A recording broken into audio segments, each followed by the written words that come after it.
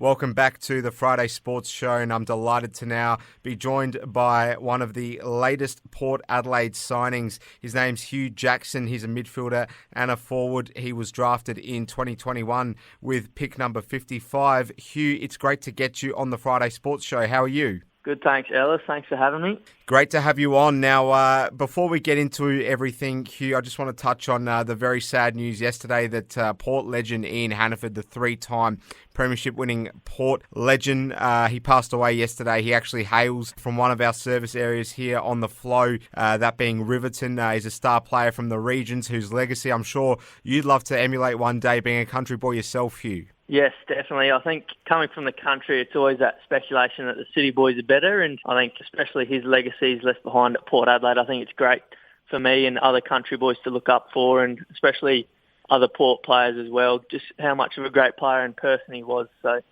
definitely looking up, and very sad news for the region.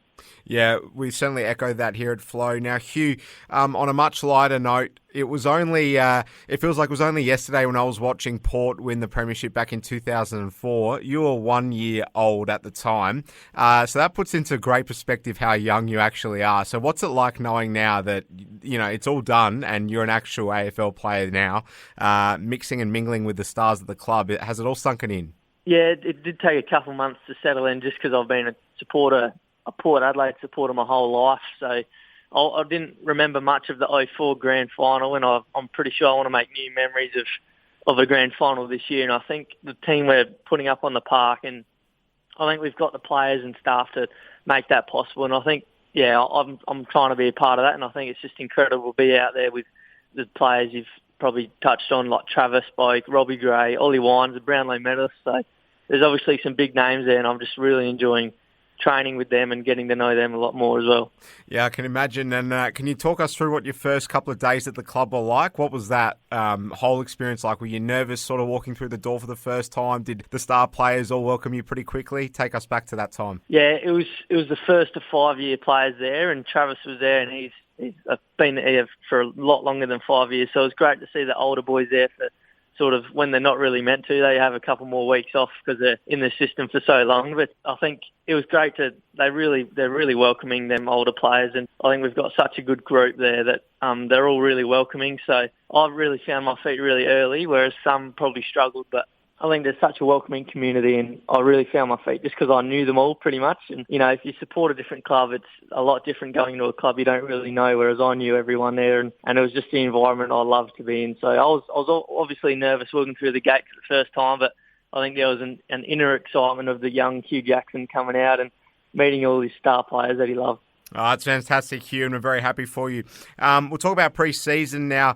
It's been a sort of indifferent pre-season sort of period for the club, but I guess you could say that about all clubs, to be honest.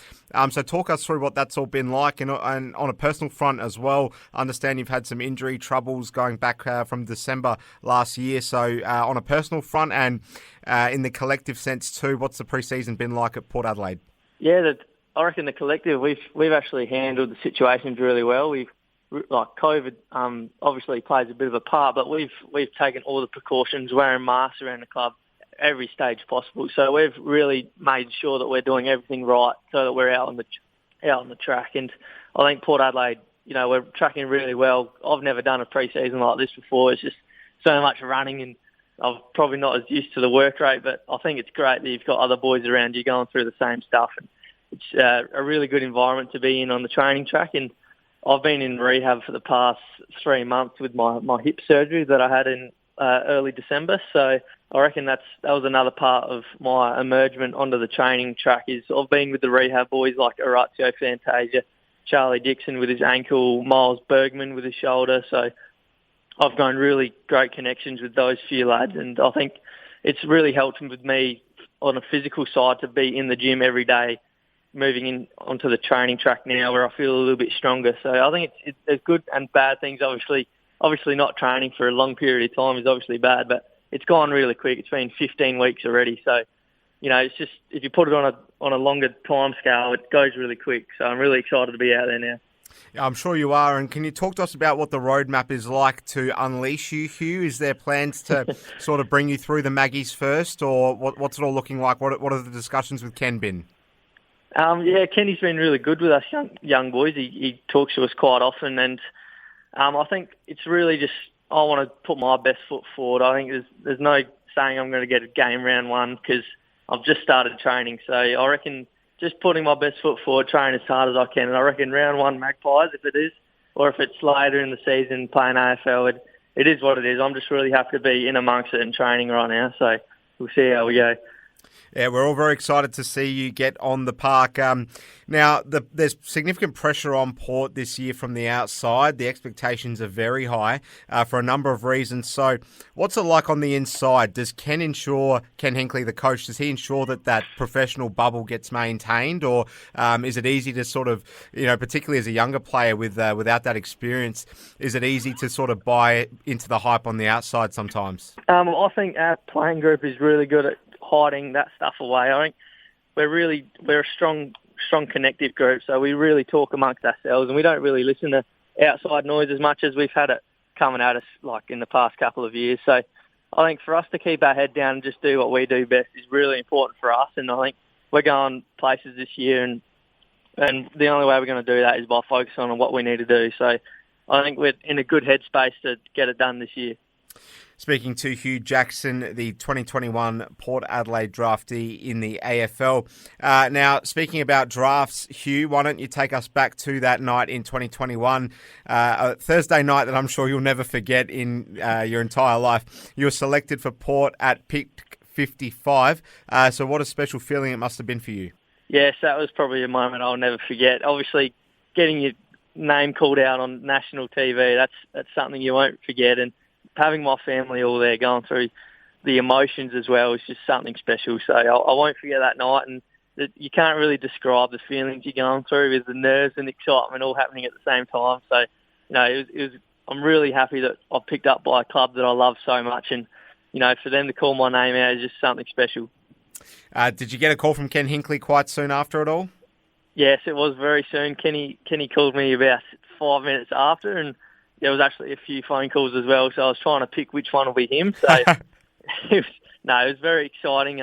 You just feel so popular because everyone's ringing you, just wanting to say thanks of, all the people you've grown up with and everyone who supported you on the way. You just want to answer every phone call. So, I think it was great for Kenny and a lot of playing boys to ring me. Tom Jonas rang me as well. So, obviously I was very nervous in them phone calls, but it was obviously great to have them, and just that's how welcoming they are. They instantly called me, so it was a great experience.